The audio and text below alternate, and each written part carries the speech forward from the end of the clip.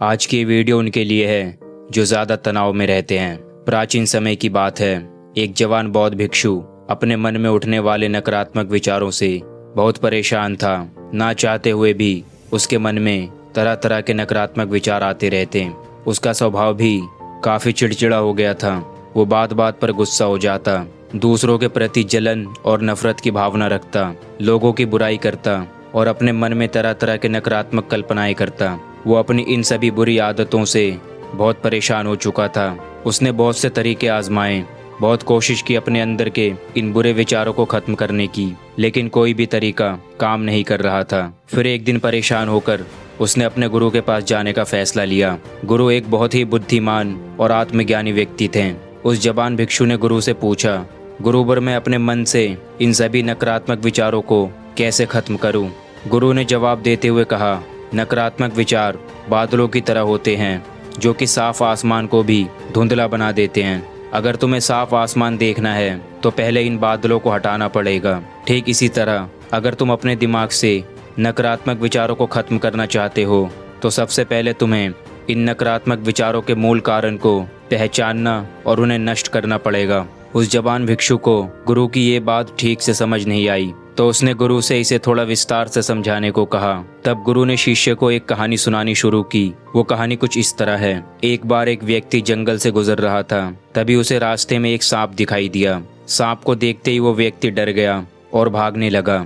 जैसे ही वो दौड़ा तो उसका पैर एक पत्थर से टकरा गया और वो वहीं पर गिर गया। उसने खुद को बुरी तरह घायल कर लिया था। जब वो उठा और पीछे मुड़कर देखा तो पाया कि वहाँ कोई सांप नहीं है, बल्कि सांप के आकार की एक लकड़ी थी जो कि रास्ते में पड़ी हुई थी। ये देखकर उस व्यक्ति को महसूस हुआ कि उसे नुकसान पहुंचाने की वजह वो सांप नहीं, बल्कि उसके खुद के अंदर बैठे डर और नकारात्मक विचार हैं, जिसने उसे घायल कर दिया।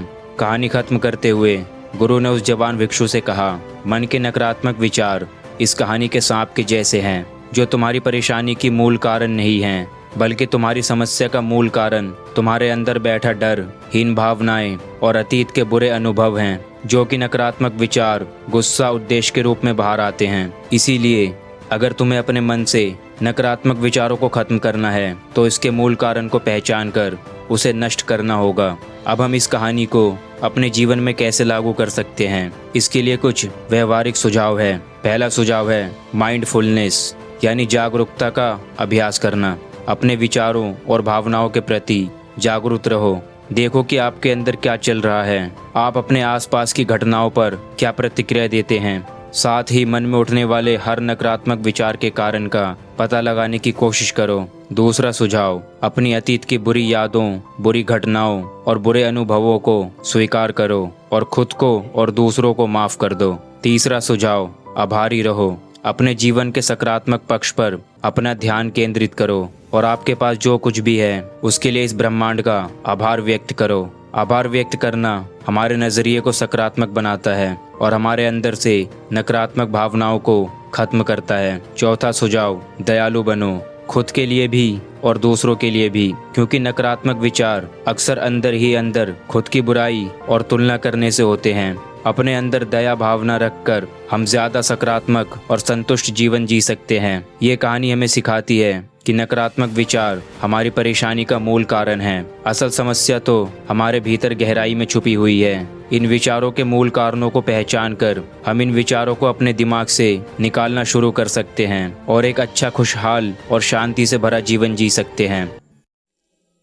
तो दोस्तों, आपको वीडियो अच्छी लगी हो तो वीडियो को लाइक करते हुए शेयर ज़रूर करें और ऐसी ही प्रेरणादायक कहानियाँ सुनने के लिए हमारे चैनल को सब्सक्राइब करके बेल आइकॉन ऑन कर लें।